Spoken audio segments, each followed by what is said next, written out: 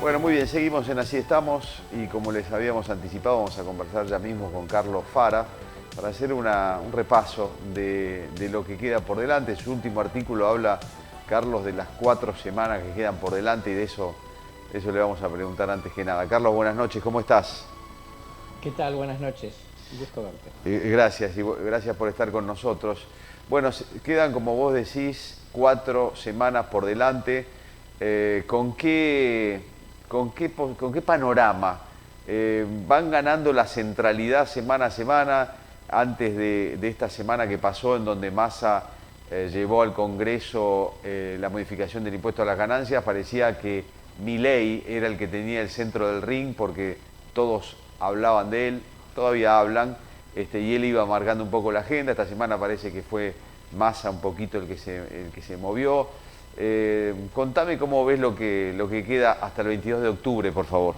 En primer lugar, está claro, ¿no? Digamos, una agenda que en estas 10 semanas entre las PASO y la general, claramente las primeras 5, la centralidad fue de Milei, ¿no? Porque, digamos, fue el motivo de conversación permanente. En estas últimas 2 semanas ganó un poco más de centralidad Massa con el anuncio de muchas medidas económicas en función de amortiguar el impacto inflacionario y particularmente esta semana, digamos, con la discusión de ganancias, no solamente porque fue tema en el Congreso, sino también porque eso llevó a Milei a tener que votar en diputados a favor de la propuesta oficialista y además generó un ruido, un debate, por lo menos en Juntos por el Cambio, ¿no? Con lo cual, vamos a decir, desde ese punto de vista, Massa logró, digamos, estar claramente en el centro.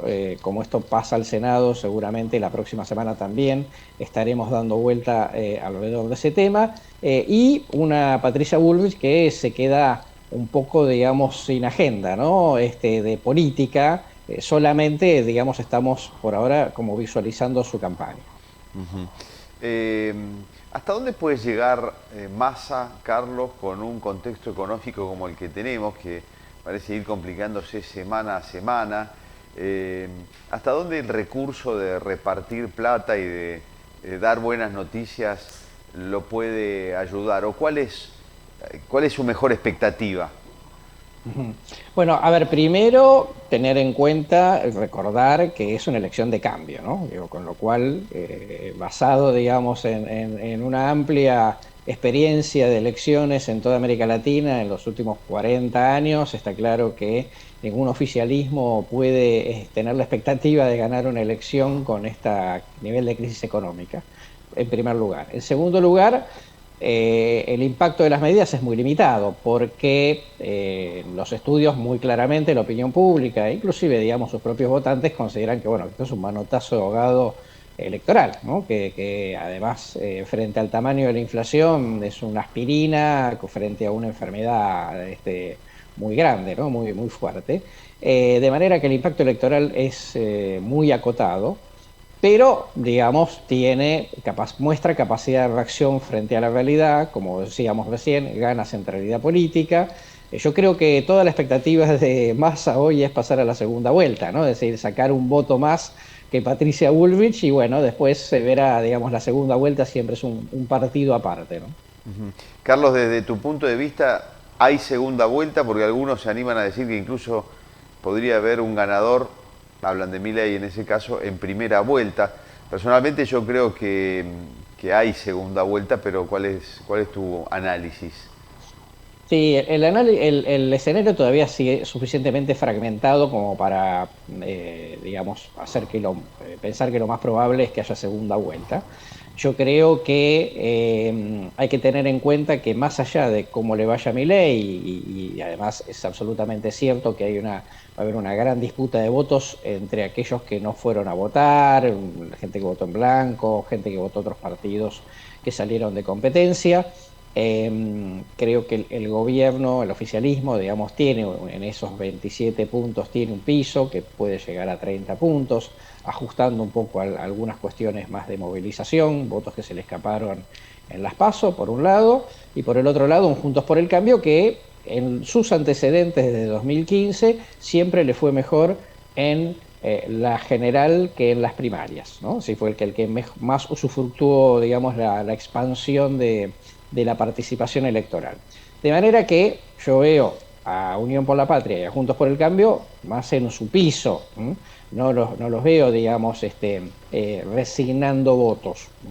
Eso hace que este nivel de fragmentación digamos, permita pensar que, insisto, lo más probable es que vayamos a una segunda vuelta, si bien es cierto que Milei puede incrementar su porcentaje respecto a lo que pasó en las primarias.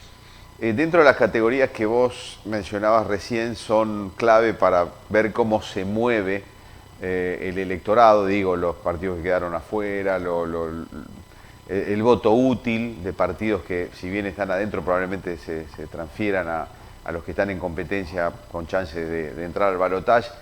Indudablemente el concepto más importante es el de aquellos que no fueron a votar y se van a incorporar a esta votación, es decir, el aumento del porcentaje de votantes. Dos preguntas sobre esto. Primero, ¿cuánto crees que va a ser ese incremento en porcentaje de gente, según tu análisis? Y segundo, de ese porcentaje, ¿cómo crees que se parten, en términos no exactos, pero decir mayormente, yo por caso me imagino que de ese grueso que se incorpora, que es gente o desilusionada o desgastada, me imagino que la menor parte irá a Massa y de lo que queda, bueno, se repartirán, y eso es lo que te pregunto, cómo entre Milei y Bullrich, un poco jugar con esa idea de todos los que se agregan, ¿cómo crees vos que se reparten? Mira, en primer lugar, respecto a la participación, te diría que, aunque más no sea para tomar como referencia lo que pasó en 2019, que hubo 5 puntos de crecimiento entre las PASO y la general de mayor asistencia, te diría que eso ronda más o menos los 2 millones de personas, lo cual es obviamente, digamos, puede ser la diferencia entre la vida y la muerte para cualquiera de los tres, ¿no? Es decir, depende de cómo se reparta en primer lugar. Pero está claro, digamos, que va a ir a votar más gente. Si tomamos todas las elecciones de 2015 para acá, ese electorado que se queda en casa es un electorado menos politizado, menos ideologizado, que se mueve, digamos, exclusivamente para ir a la elección general. Y, como te decía, en la era pre-Milei siempre favoreció más a Juntos por el Cambio y yo te diría muchísimo menos a Unión por la Patria, el Frente de Todos. Entonces te diría, en ese punto Massa está como más cerca del techo, ¿m?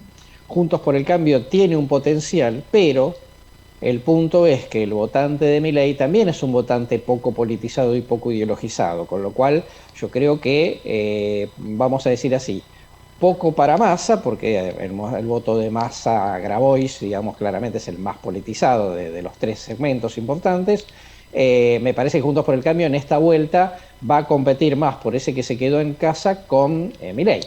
Y eso obviamente, digamos, lo que hace es una posibilidad, digamos, de que Milei vuelva a salir primero, digamos, inclusive, que, como te decía recién, expandiendo un poco su porcentaje de votos.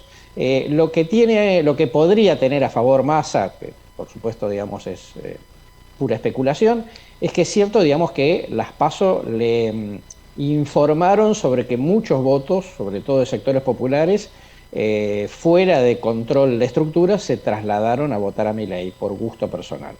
Eso, si vos ajustás un poco las clavijas con la movilización, digo, las prácticas clientelistas, etcétera, probablemente haya alguno de esos votos que puedan volver a Unión por la Patria y eso, digamos, ponerle un cierto límite de crecimiento al propio Milei. Pero efectivamente creo que estamos como, digamos, el escenario está más cerca de repartirse en poco para Massa y mucho más para los otros dos. Recién hablabas, y siempre en el ámbito de las especulaciones, que trabajando mejor el peronismo sobre sus bases podría recuperar algún voto que se le fue para Milei. Te pregunto, en las provincias está pasando que Juntos por el Cambio se está llevando provincias que antes no se llevaba, es decir, está avanzando mucho sobre gobernaciones. Los gobernadores, hablo del caso de Santa Fe, Puyaro acaba de ganar, estaba muy metido en una elección muy provincializada, no estaba muy nacionalizada esa elección. ¿Vos crees que Puyaro y otros casos, como se puede dar el de Chaco y algunos otros anteriores, ahora enfocados en la elección nacional, pueden trabajar la candidatura de Bullrich y también recuperar algún voto, como antes hablábamos de Unión por la Patria, o eso es más difícil? No, pueden perfectamente, ¿no? Digo, a ver, en primer lugar, respecto a las elecciones provinciales anticipadas, en general el peronismo lo que le pasó es que se le quedó más gente en la casa. Lo vimos en Santa Fe, digamos, muy concretamente, tanto en las PASO como en la general, lo vimos en San Juan, lo vimos en San Luis, lo vimos en Chubut, digamos, eso es un dato que si se proyecta, digamos, a lo nacional, es un problema para Massa, claramente, eso en primer lugar. En segundo lugar, varios de estos personajes tienen, digamos, un trabajo territorial importante, por eso ganaron. Y en algunos de ellos, digamos, hicieron una diferencia. Digo, simplemente para tomar el ejemplo de lo que pasó el 13 de agosto. Caso Rodríguez Larreta, que tenía la mayor parte de las estructuras a favor, pero que en algunos casos, tres casos particularmente, el caso Jujuy con Morales, el caso San Juan con Orrego, el caso San Luis con Poggi, fueron los lugares fuera de, digamos, fuera de los grandes centros urbanos, en donde mejor le fue a Rodríguez Larreta. ¿Por qué? Porque esos territoriales trabajaron para esa candidatura. Esos territoriales ahora están trabajando para Bullrich, ¿no? Entonces, digamos, alguna diferencia obviamente pueden hacer. Yo creo que ahí tiene Bullrich un interesante amortiguador, ¿no? Respecto a el contexto general que venimos describiendo. Por último, Carlos, entonces es difícil hoy decir quién podría estar jugando en el balotaje. Aparentemente Milei sí, pero de los otros dos todavía no podemos decir nada, ¿no es cierto? No, yo, digamos, sería como muy cauteloso en ese sentido, porque, bien, primero porque, digamos, está claro que siempre hay una parte de la sociedad que no está respondiendo necesariamente a las encuestas y eso, digamos, obviamente nos lleva, digamos, a subestimar algún votante. Los votantes menos politizados son los que menos encuestas responden. Eso hoy debería favorecer más las candidaturas de Milei y de Bullrich, y entonces por eso también, digamos, aunque en principio vemos hoy por hoy un Massa más probable entrando en segunda vuelta, bueno, todo esto se define por un voto, ¿no? Con lo cual en los márgenes de error, digamos, hay que ser muy cauteloso en la proyección. Carlos, muchas gracias, como siempre, muy amable con nosotros, ¿eh? No, por favor, un placer como siempre.